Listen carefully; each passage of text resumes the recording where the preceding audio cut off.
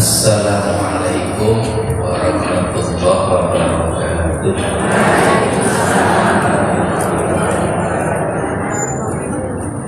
Alhamdulillahilladzi arsala rasulahu bil huda wa dinil haqqi liyudhhirahu 'ala dini kullih walau karihal musyrikun. Asyhadu an la ilaha illallah wa asyhadu anna Muhammadar Rasulullah. Allahumma sholli ala nabiyyina Muhammadin wa ala alihi wa ashabihi ajma'in. Amma ba'd.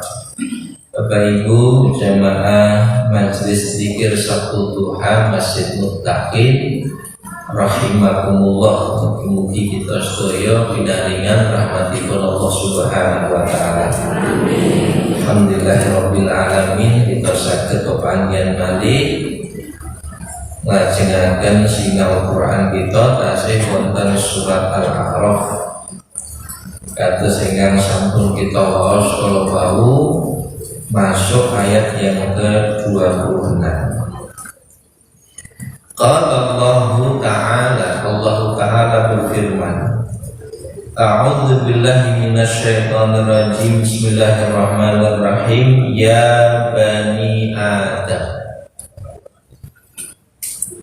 wahai anak cucu Adam, anak keturunan Adam yang menika manungsa kalau kula pansani. Jadi manungsa kabeh nggih. Wahai manusia, qad anzalna, sungguh anzalna kami telah turunkan, alaikum kepada kalian, libasan pakaian. Allah sampun nurunaken kagem menungso kula panjenengan menika libasan pakaian.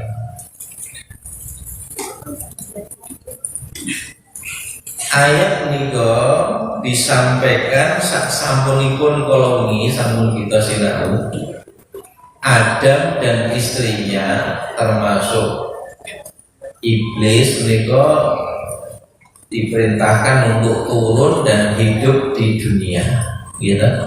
Ihbitu minha jami'a, turun kalian semua dari surga, hidup di dunia. Kagem gesang menika untuk bisa menjalani hidup di antara yang dados kabetahan pokok menika sandang. Kalau makanan menika sudah tersedia, tumbuh-tumbuhan, binatang menika pun wonten, lajeng sak sampunipun pangan menika nggih sandang. Maka Allah mari keterangan bilih untuk kebutuhan pakaian ini pun Allah sudah berikan. Wahai anak cucu Adam, sungguh telah kami turunkan kepada kalian pakaian. Kagem menapa menika pakaian? Yuwari sawatikum, sepindah fungsinipun sandang menika, fungsi dari pakaian ini adalah untuk menutupi aurat kalian. Kagem menutupi aurat. Ini sekaligus perintah supados aurat menika pun tutup.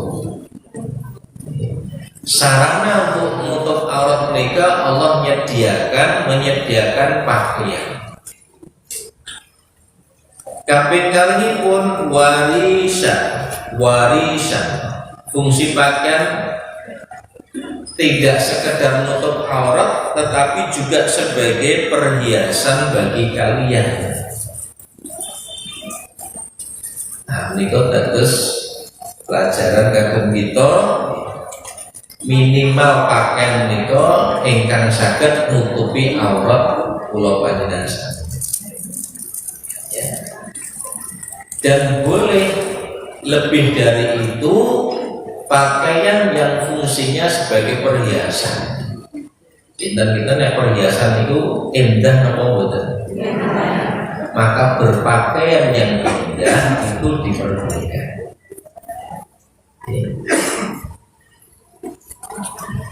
Sebab Allah Subhanahu wa taala ndadosaken menungso menika nggih remen kalih perkawis ingkang indah.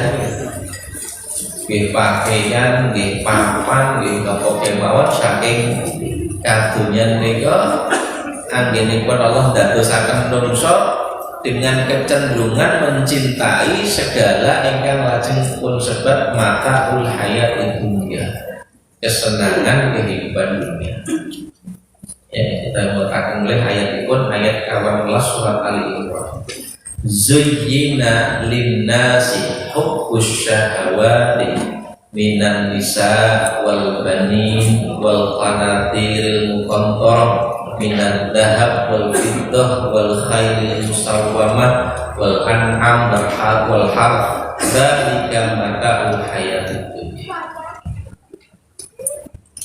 Telah dijadikan indah dalam pandangan manusia mencintai apa-apa yang diingini. Asyahawat nika maksudnya pun keinginan-keinginan. Syahwat itu maknanya keinginan. Napa kemawon ingkang dados kepinginane menungso nika wujudipun kadonya. Lawan jenis, anak keturunan, harta yang banyak, kendaraan yang bagus, binatang peliharaan, sawah ladang, tanah, rumah. Disebutkan di ayat 14 surat Al-Imran. Dzalika mata'ul hayatid dunya, itu semua kesenangan di kehidupan dunia. Nyenengi napa kemawon ingkang dados perkawis kadonyan kala wau pada asalnya, pada dasarnya janjane niku mboten klentu wong Gusti Allah nek ndadekake adin niku memang seneng kalih sedaya kala. Tetapi Allah Subhanahu wa taala perlu mengingatkan, nek seneng niku yo seneng ning hati-hati. Sebab nopo?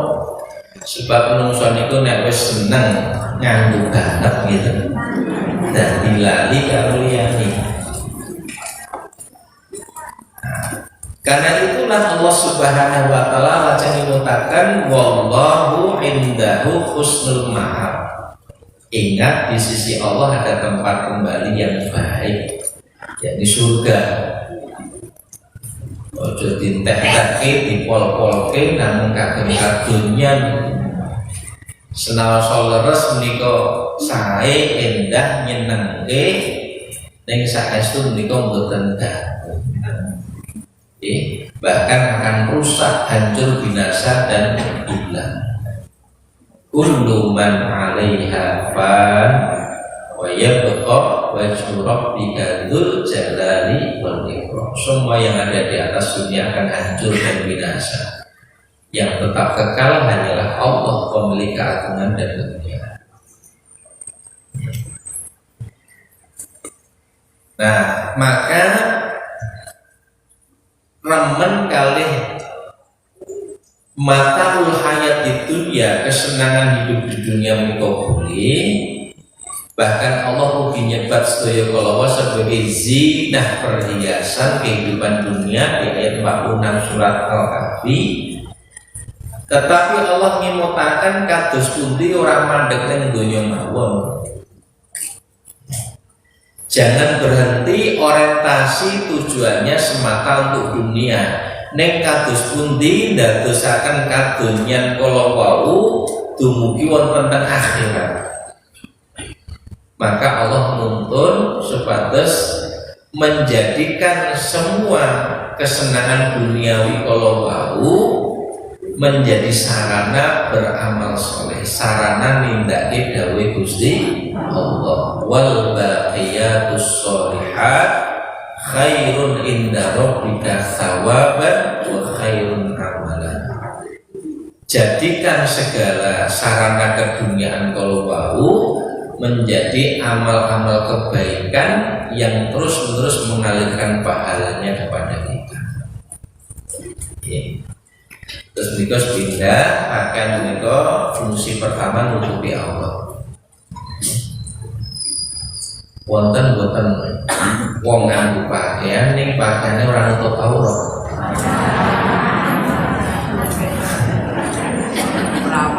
Jadi bayangi beda. Maka kalau pakaian ke orang tutup aurat, maka fungsi paling dasar dari pakaian tidak terpenuhi. Sehingga Nabi nanti mengatakan nanti di akhir zaman saat dari kiamat tiba akan terjadi orang yang berpakaian tetapi telanjang. Ini Nabi menyebut berpakaian tetapi telanjang. Itu artinya fungsi untuk aurat tidak terpenuhi. Jadi sakit bayang nih berpakaian tapi telanjang itu. Wajah jalan terakhir malah pergi jadi. Nah, cetaknya malah bilang terus bayang.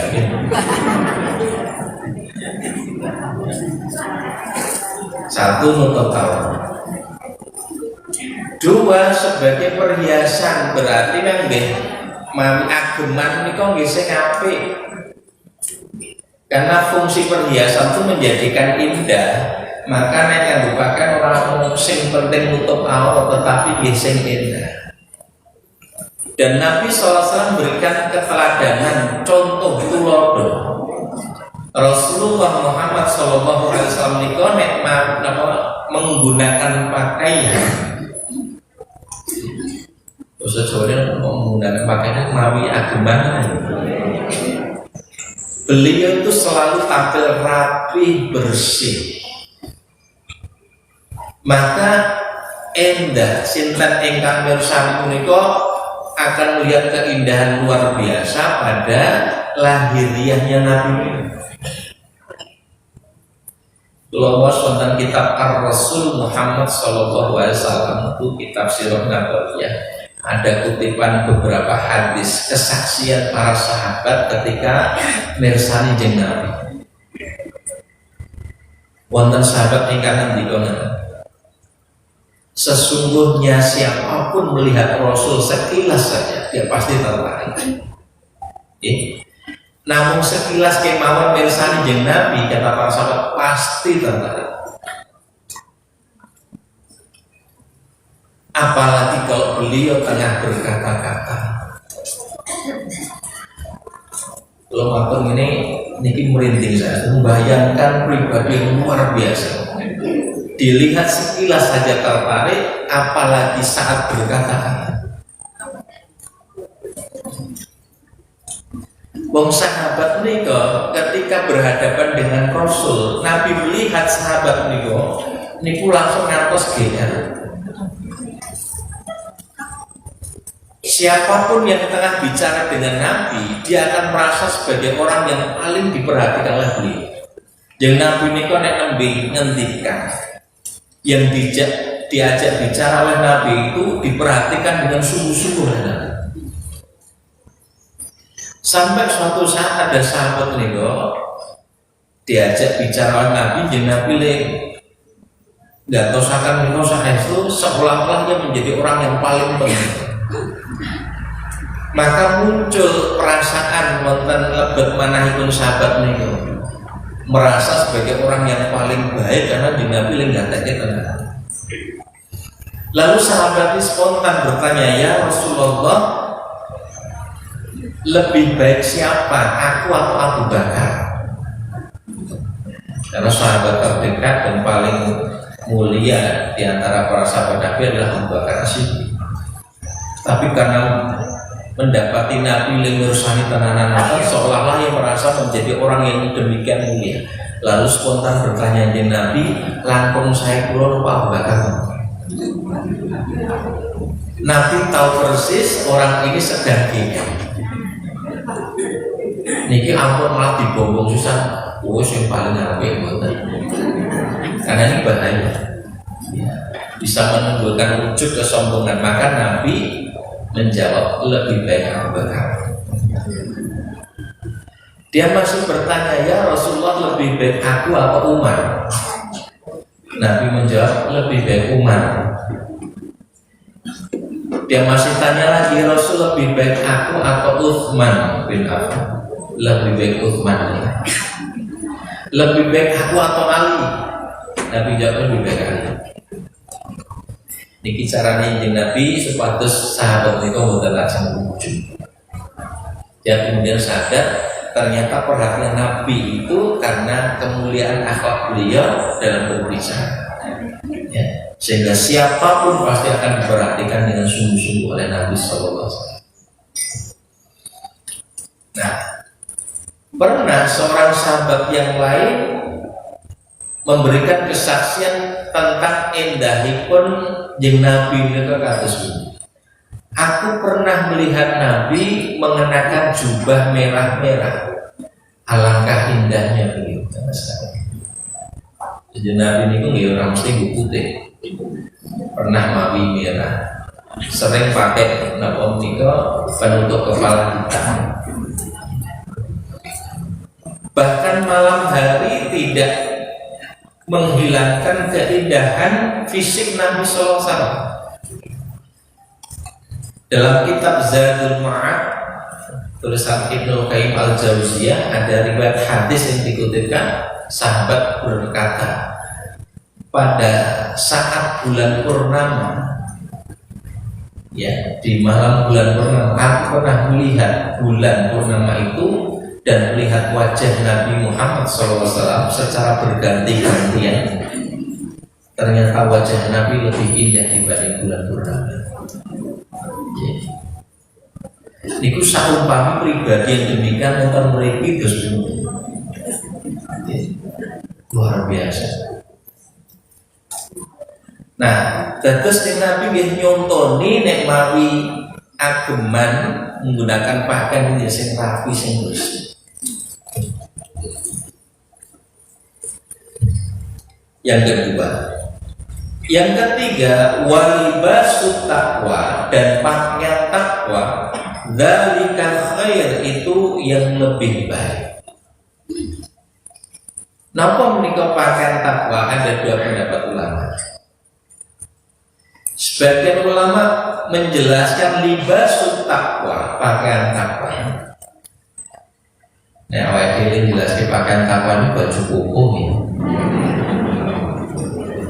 Pakaian takwa menurut sebagian ulama adalah pakaian yang digunakan untuk memelihara diri kita, seperti baju besi, gitu, baju untuk peperangan, kemudian apa topi besi, itu masuk dalam pengertian libas takwa.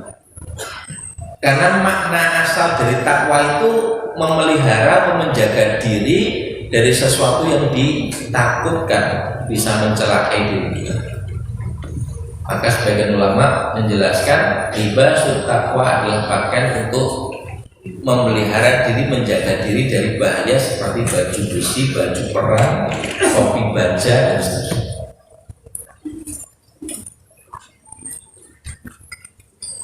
Kalau dimaknai ini berarti wonten pakaian untuk menutup aurat. Lebih dari itu, pakaian yang langkung indah niku lebih bagus keadaan sekedar tidak menutup aurat. Lebih dari menutup aurat adalah lebih bagus ya kondisi fisiknya. Yang ketiga, pakaian untuk kebutuhan khusus seperti pakaian peperangan. Tetapi wonten tafsir yang lain, ulama sanesipun mari keterangan libasut taqwa, libasun huwa at-taqwa. Pakaian yang dimaksudkan adalah ketakwaan. Jadi di sini pakaian dalam pengertian maknawi bukan pakaian lahiriah, ini pakaian batin. Ageman batos ini kok takwa datang Allah Subhanahu wa Ta'ala, dzalika khair, itu yang lebih baik. Maka dalam tafsiran yang kedua menika libas takwa, pakaian takwa adalah keimanan dan ketaatan kepada Allah Subhanahu wa taala. Itulah yang benar. Maknanya pun Allah badhe mari keterangan bilih menungso menika laras mawi ageman ingkang saged nutupi Allah, menggunakan pakaian bahkan untuk memperindah dirinya, tetapi yang harus ia pahami yang paling pokok dan inti bukan sekedar lahiriahnya, ning batiniahnya batosipun dos pundi menika langkung penting harus dia perhatikan. Paham enggak ini? Bahasanya saat ini jenenge inner beauty, ya, kecantikan dalam bukan sekedar kecantikan luar. Nah, niki pelajaran kagem kula pansami ugi bahwa kalau kita sungguh-sungguh di dalam menggunakan pakaian, dalam masalah pakaian ini jenengan milih tenanan malah nek tuku nek toko niku milih nah sak jam muncul gitu. Kok apa dibuka, apa dicoba. Semestinya pakaian batin itu harus jauh lebih kita perhatikan. Nah, banyak orang yang tidak memahami pakaian batin niku sehingga lebih disibukkan dengan pakaian lahiriahnya. Dan inilah pelajaran yang Allah sampaikan, boleh kita satu memang pakaian yang wajib untuk Allah. Ya, lebih dari kewajiban mereka perhatikan aspek keindahannya. Tapi jangan lupa yang paling inti dari semua itu adalah pakaian batin kita, yaitu iman dan ketaatan kita kepada Allah Subhanahu wa taala. Dzalika min ayatillah, yang demikian itu adalah sebagian dari tanda-tanda kekuasaan Allah. Membicarakan masalah pakaian, ning Gusti Allah ngemutaken bilih menika pakaian menika bagian dari tanda-tanda kuasanipun Gusti Allah. Kalau yakin sing rawuh niku patah sing ngerti banget masalah pakaian wong dodolan iki. Pakaian niku kula piyambak ngerti nek dikon jelaske sing rinci. Kok terus iso dadi bakal dadi kain terus kemudian dados ageman ya rasukan kan panjenengan pakai niku kan ora langsung dadi medun sekolah terus dadi pakaian mboten. Jangan iso nerangke mboten kok iso dadi pakaian itu terus. Kain ki mau sak durunge kain apa? Apa kapas, apa macam-macam nggih, sutra yo ono gitu. Terus itu saking nopo? Saking tumbuh-tumbuhan. Ya, saking jenis tanaman, pohon, buah daunnya, buah kayunya, buah apa kapas kok iso dadi kapas itu ceritanya terus pundi. Nah, disitulah kita belajar tanda kuasanipun Gusti. Ini yang dimaksud, itulah sebagian dari tanda-tanda kekuasaan Allah. Wong kadang menungso niku ngertine sejati ngoten. Kalau ia mau berpikir, maka ia akan mendapati tanda kuasa Allah Subhanahu wa taala ingkang lajeng dadosaken kita menika emut dhateng Gusti Allah ingkang maringi sedaya itu. Itu yang diungkap pada penutup ayat 26, la'allahum yadzakkarun, mudah-mudahan mereka ingat. Nek emut dhateng Gusti Allah ingkang maringi sedaya ingkang lajeng dados rasukan kula panjenengan ya ageman kula panjenengan wau, maka akan memunculkan rasa syukur kepada Allah, mendorong kita untuk netepi iman ugi ibadah dhateng Allah Subhanahu wa taala. Maka selama panjenengan menggunakan pakaian niku harusnya terjaga iman dan ketaatan kita kepada Allah. Tapi ya berarti jenengan agem nggih. Mirsani tiang itu di pakaian, maka itu akan selalu mengingatkan kita kepada nikmat yang diberikan oleh Allah Subhanahu wa Ta'ala, sehingga kita bersyukur.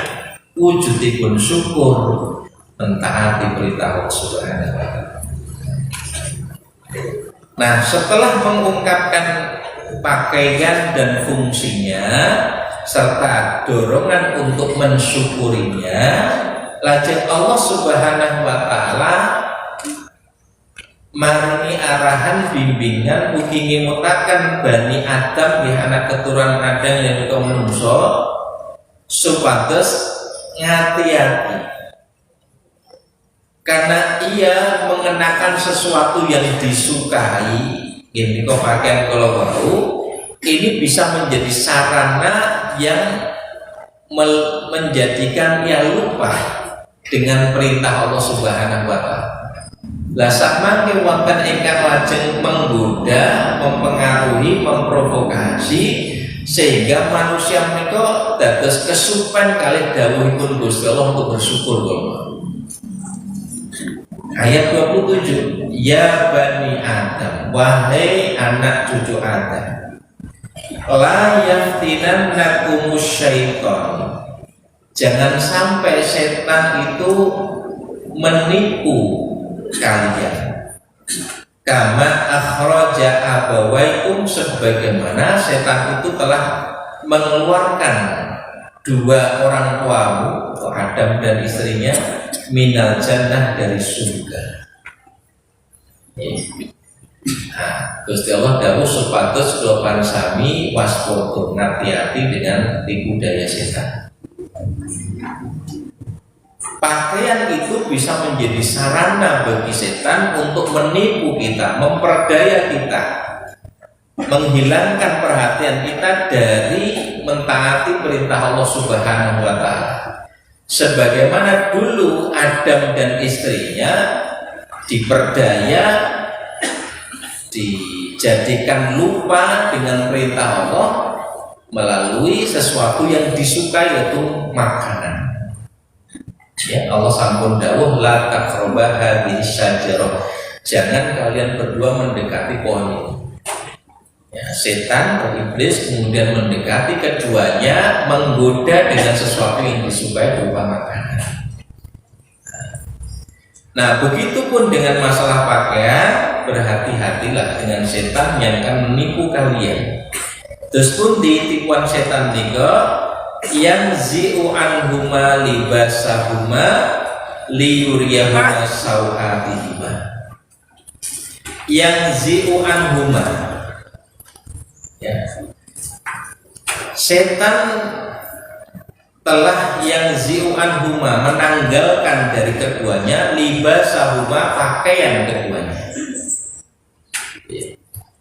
Setan dadosaken Adam kalih garwanipun menika menanggalkan pakaian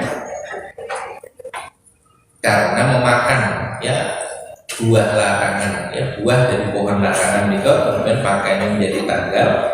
Liyuriyahuma sawatihima, memang hal itu disengaja dimaksudkan oleh setan, oleh iblis wekdal semanten menika, supados menapa? Supados menampakkan kedua auratnya, aurat kedua, ya, Adam dan istrinya, ya, agar menampakkan aurat kedua. Mengingatkan hal ini, maksudipun Gusti Allah, setan juga akan melakukan hal yang sama kepada anak keturunan Adam, menungso bangsa. Setan juga akan berusaha memperdaya, menipu kita supados pakaian mereka ditanggalkan, dilepas. Oke, buh kabeh buh sebagian yang sing cetha liyuriyahuma sawatihima, agar tampak auratnya. Jadi orang-orang yang berpakaian tetapi menampakkan aurat itu berarti sudah tergoda, terperdaya, tertipu oleh setan. Innahu yarakum. Nah, kenapa perlu waspada dan hati-hati? sepindah sampun penimutakan krono setan niku musuh kula panjenengan.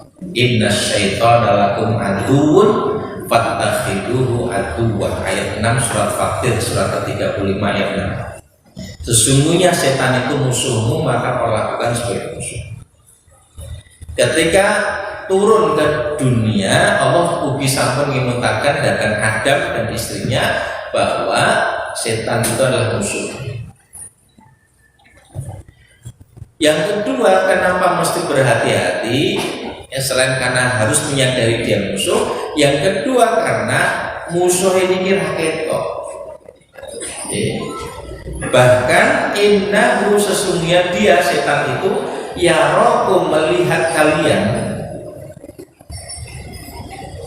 huwa wa qabiluhu, setan dan pengikut-pengikutnya ya dari kalangan jin ini melihat kalian min haitsu la tarawnahum, dari tempat yang kalian tidak bisa melihat mereka. Terus setan dari kalangan jin niku saged mirsani, kok setan kok mirsani gitu. Setan juga saged. Setan itu bisa melihat kita ya. Sedangkan kita tidak bisa melihatnya.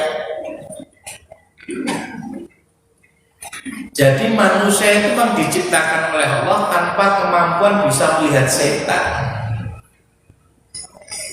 Lah nek ana wong kok ngaku iso ndelok setan, iku ojo-ojo dhek setan. Iya, karena nggak ada manusia yang ndelok setan. Saya itu buatan orang. Jadi siapapun mengaku bisa melihat setan atau wonten sing ngandhake kae iso ndelok setan, maka kemungkinannya dua. Nanti kalau aturaken, kemungkinannya dua. Satu dia ngapusi. Dalam hal ini dia dihapusi orang nanti. Ya. Yang kedua, bukan dia sebagai manusia yang melihat. Yang melihat itu adalah jin yang bersama dia, yang ngandhani. Jadi kalau ada orang kok bisa melihat jin, ya setan dari kalangan jin, itu justru bukan kelebihan, tapi itu kekurangan. Yang dianggap kelebihan, bukan kelebihan, itu kekurangan. Karena berarti dia dalam pengaruh setan itu. Sing kudu diruqyah setan iki malah. Nah, ini jelas ayatnya. Innahu yarakum huwa wa qabiluhu min haitsu la tarawna. Setan dan pengikut-pengikutnya dari kalangan jin itu melihat kamu dari tempat yang kamu nggak bisa melihatnya. Nah, karena musuh ini kurang ketok, itu kan lebih hati-hati tenanan. Kasus virus itu kurang ketok tuh. Maka luar biasa kesulitan kita menghadapi.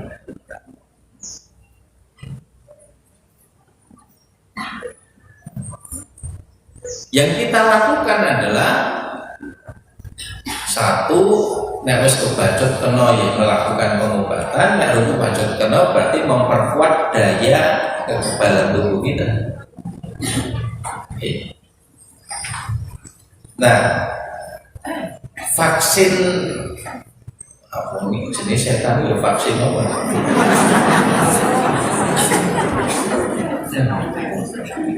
Niki nggih ngoten, nek pun kebacut kena pengaruh setan, maka harus ada terapi pengobatan.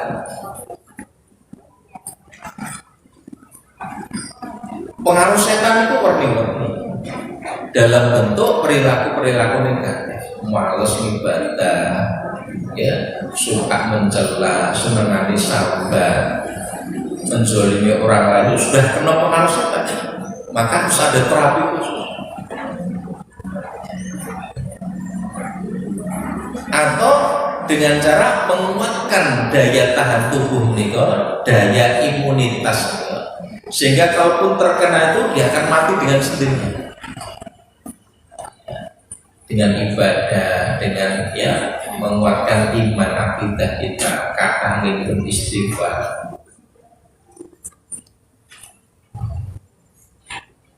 Inna inna ja'alna syayatina awliya'a, sungguh kami jadikan setan-setan itu aulia, sebagai pemimpin lilladzina la yu'minun, bagi orang-orang tidak beriman. Kagem tiyang ingkang boten iman, setan itu menjadi sesuatu yang diikuti, pemimpinnya diikuti. Wong niku nek boten gadah iman, cenderung akan menerima pengaruh setan itu dan mengikutinya. Tetapi kalau orang sungguh-sungguh beriman, maka dia telah menutup dirinya, memelihara, menjaga dirinya dari pengaruh setan. Dia tidak mudah untuk terpengaruh dan mengikuti setan. Nah, terus ada isyarat untuk mengatasi tipu daya setan itu adalah dengan menguatkan keimanan global.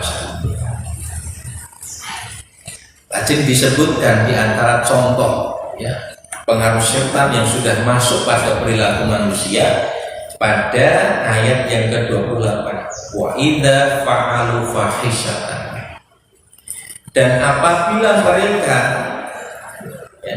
mereka siapa? Alladzina la yu'minun, orang yang tidak beriman yang mengikuti setan kalau fa'alu, mereka mengerjakan fahisyatan, perbuatan keji. Lolos tafsir tentang ayat ini kok, perbuatan keji yang dimaksudkan mereka itu melakukan tawaf dengan telanjang bunda, sudah telanjang bunda,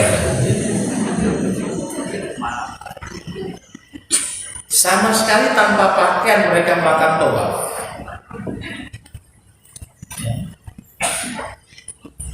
Ketika mereka melakukan hal ini, tawaf dan wudu,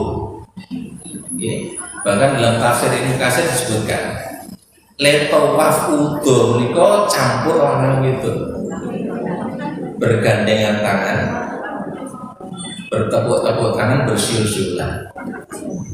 Niku carane tawaf wong musyrik jahiliyah. Rasa dipraktek iki kok.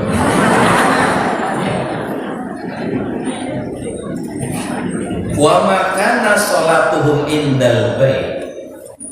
Ibadah yang mereka lakukan di Baitullah itu tidak lain adalah mukaan wa tasdiyatan, bertepuk-tepuk tangan dan bersiul-siulan.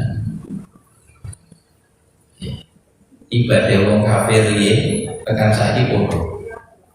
Tepuk-tepuk tangan, nyanyi-nyanyi.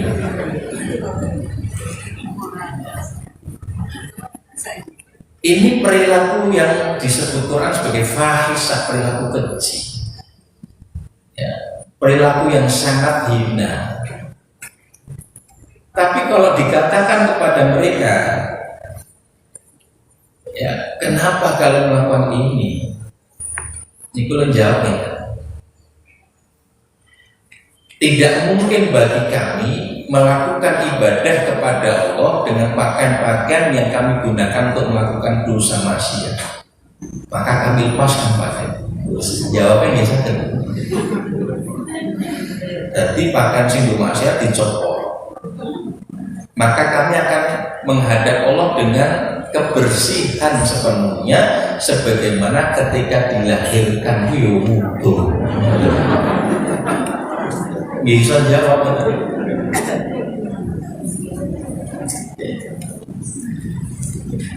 Maka mereka berkata, wajadna 'alaiha aba'ana, kami mendapati nenek moyang kami, orang-orang tua kami melakukan seperti ini. Kami kan hanya mengikuti saja. Salahnya nanti mungkin bisa jenenge tawaf ya koyo. Bahkan mereka menambahkan wallahu amarna biha, dan Allah telah memerintahkan kita untuk melakukan ini. Ya kok ini Gusti Allah, iki sing dawuh Gusti Allah. Nah, maka Allah membantah ucapan mereka yang batil itu. Allah dawuh datang Nabi Muhammad SAW, "Qul," katakan hai Muhammad kepada mereka itu, "Innallaha la ya'muru bil fahsya." Sesungguhnya Allah tidak memerintahkan perilaku yang keji seperti itu. Kok iso ngomongi dawuh Gusti Allah terus pundi? Bagaimana perilaku yang sangat hina seperti itu kok diperintahkan oleh Allah? Ini jelas kebohongan mengatasnamakan Allah Subhanahu wa taala. Ataquluna 'ala Allah, apakah kalian berbicara atas nama Allah ma la ta'lamun, apa yang kalian tidak tahu? Dasarnya opo Gusti Allah dawuh koyo ngono. Nah, jadi ini kebohongan yang diucapkan untuk menutupi kesalahan. Qul, katakan ya Muhammad kepada mereka, amara rabbi bil qist. Rabbku, Tuhanku, pangeranku, ini ke Gusti Allah memerintahkan bil qist, memerintahkan berlaku adil. Maksudnya adil ini melakukan sesuatu yang benar, nek koyo ngono kuwi ora benar. Tidak mungkin sesuatu yang salah kok diperintahkan oleh Allah Subhanahu wa ta'ala. Wa aqimu wujuhakum inda kulli masjidin. Lanjut kemudian diberi arahan sing bener. Wa aqimu wujuhakum, hadapkanlah wajah kalian kepada Allah nek lakoni ibadah atau suwi tawaf. Dalam contoh kasus ini ya. Hadapkan wajah kalian inda kulli masjidin, setiap kali ya masjid maksudnya nindaki ibadah ya. Hadapkan wajahmu kepada Allah setiap kali mengerjakan sholat. Wada'uhu, dan berdoalah kepadanya atau sembahlah Ia, beribadahlah kepadanya mukhlisin, dengan ikhlas, memurnikan ketaatan lahu kepada Dia, ketaatan, memurnikan ketaatan kepadanya. Jangan sampai melakukan kesyirikan. Jadi ini koreksi terhadap perilaku kesyirikan dalam ritual ibadah orang-orang musyrik jahiliyah.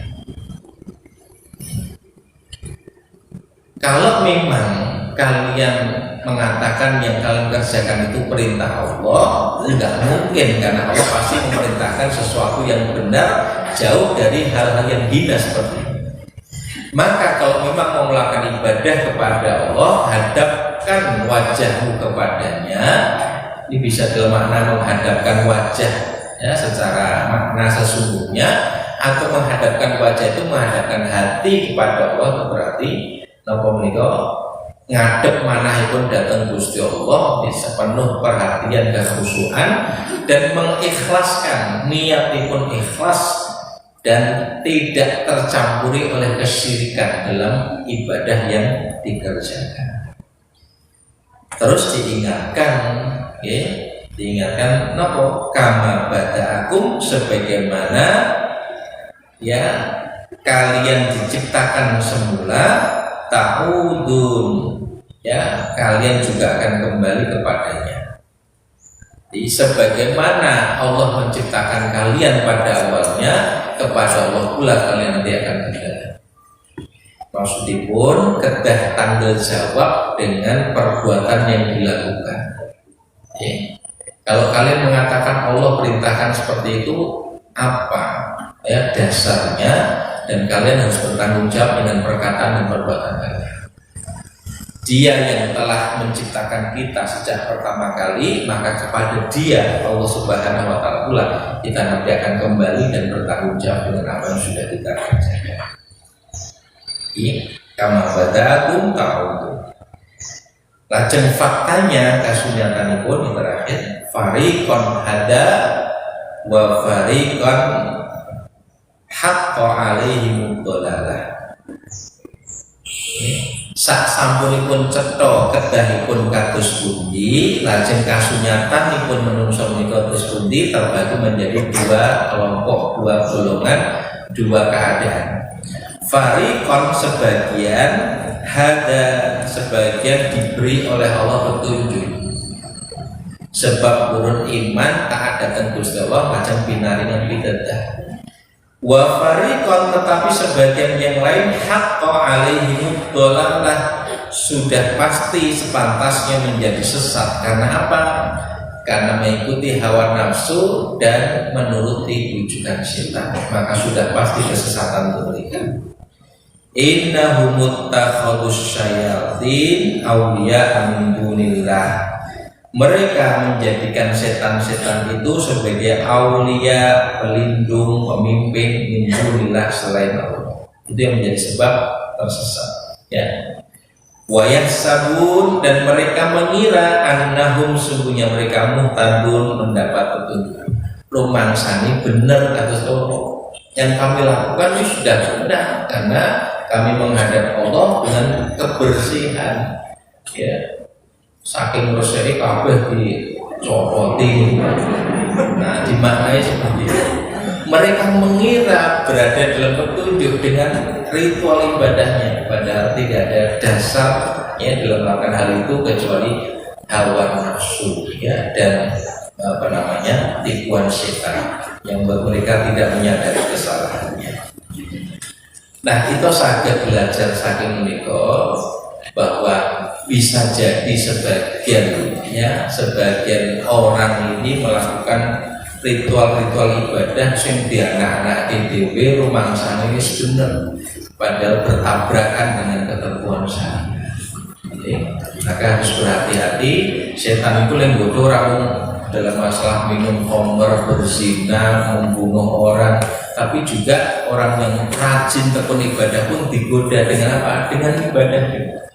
Ya, sehingga yang melakukan itu tidak merasa tengah masuk dalam perangkap setan. Wallahu a'lam. Kalau kita mengatakan kemudian ayat 3 dosa ayat 26 sampai ayat 30 surat Al-A'raf. Bukan yang bagi pun sudah akan berdoa, silakan apa hal lain mau disampaikan.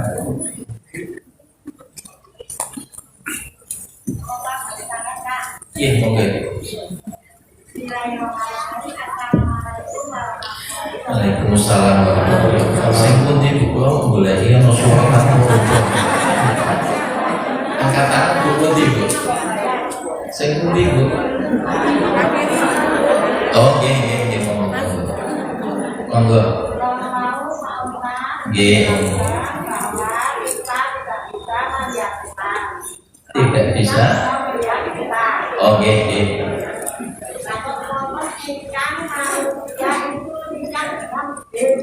Oh, nekat aja.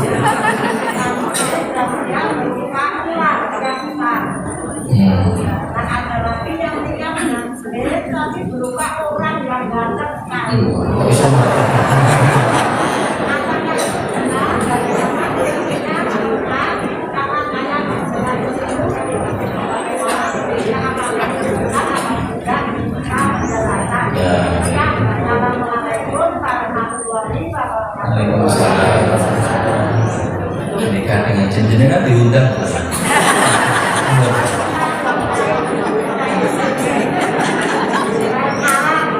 Ini boleh bos pundi.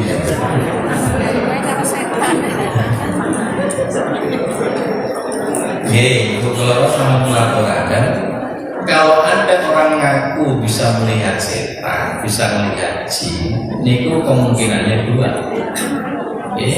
Satu, ngapusi. Mongko akhirnya dihapusi orang ngerti, soalnya buktinya gahel. Gitu. Dalam kasus ini buktinya dos pundi. Kan hanya sekedar pengakuan. Gitu. Itu satu. Kemungkinan kedua, orang itu yang didapati oleh jin setan. Ya. Dan jin itu akan selalu menggoda manusia. Nah, kalau orang itu didekati terus oleh jin atau setan dari kalangan jin, itu berarti orang ini jauh dari Allah. Pun kemungkinan enam kali tinggal. Dia cerita itu sok ngapusi. Dia digambarkan pokoknya ya itu pokoknya ganteng banget. kita diberitahu sedetail apapun, ya isone mau ya karena orang itu ngerti tangan ini, dia bisa berbohong. Kalau benar yang dia ceritakan berarti dia sendiri makono jini. Maka tidak ada istimewa dengan ini, justru kekurangan. Ini sesuatu yang justru kita berlindung pada Allah dari kondisi itu. Nyata itu ya. Bukan nonton dananya ya. Oke. Oke, saya nonton saja sih. Bapak. Waalaikumsalam warahmatullahi wabarakatuh. Manusia itu yang tidak berpaling kepada selain Al-Quran berpaling kepada Allah. Kenapa ketika Az-Zukhruf ayat 3 itu diberitahukan oleh Allah kepada kita, maka kita harus sepanjang waktu menjaga itu.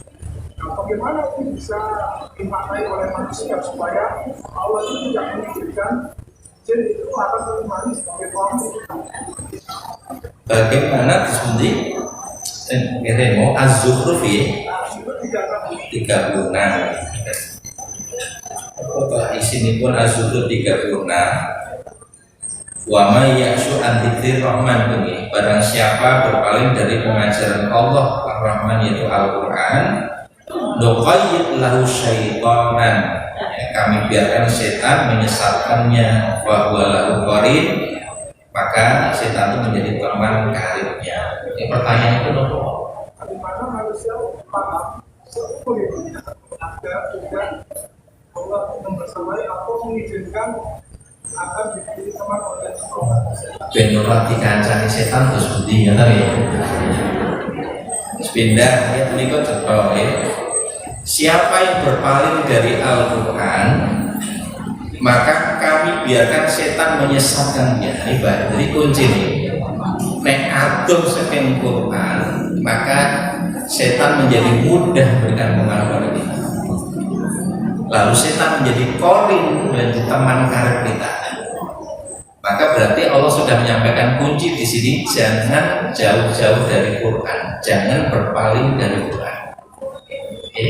Siapa berpaling dari Quran, Allah biarkan setan menyesatkannya dan menjadi teman setia. Jadi satu kunci disebutkan di sini.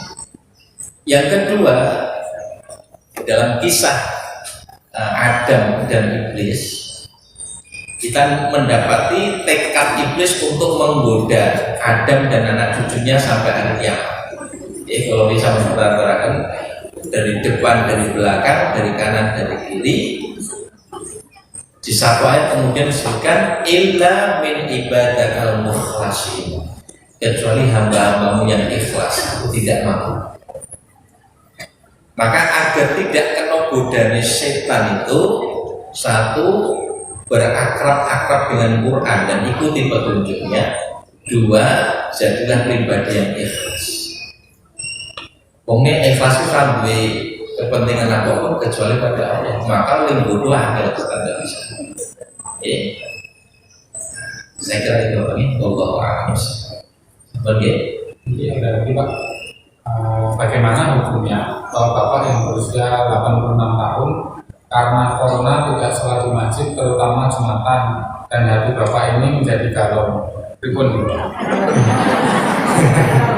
Pak Ustaz. Ya soalnya belum bosan ini ngerti galau barang ini.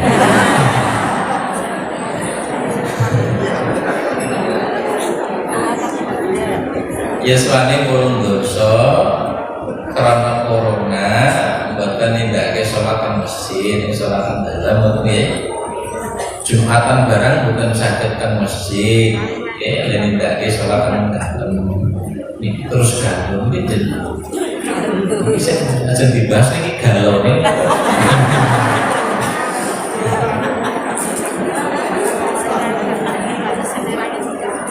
Kalau kondisinya betul-betul mengancam keselamatan jiwa, ya karena faktor yang virus corona kalau tahu, maka menjadi sebab udzur yang digunakan oleh syariat ya untuk buat tentang masjid, tidak Jumatan, ya ke masjid dan seterusnya. Tapi kan ini bisa berubah kondisinya. Atau saat ini sudah mulai ya aman, ini malah ya sudah ada wacana akan dari pandemi menjadi endemi, kemudian atau biasa. Nah kalau sudah berubah, hukumnya harus berubah. Ya, nah, mulai lagi kemudian ke masjid, ya, gitu, ya. Jadi kalau gaulnya itu karena pengen masjid nikahan nyata ini pun memang itu harus bersabar, gitu. Tapi kalau kondisinya sudah aman, ya hukumnya berubah, ya, sebagaimana hukum asalnya untuk ya sadar berinteraksi, ya, termasuk merapatkan sholat dan seterusnya agar boleh dilakukan. Ya, kalau kita nggak perlu ngomong apa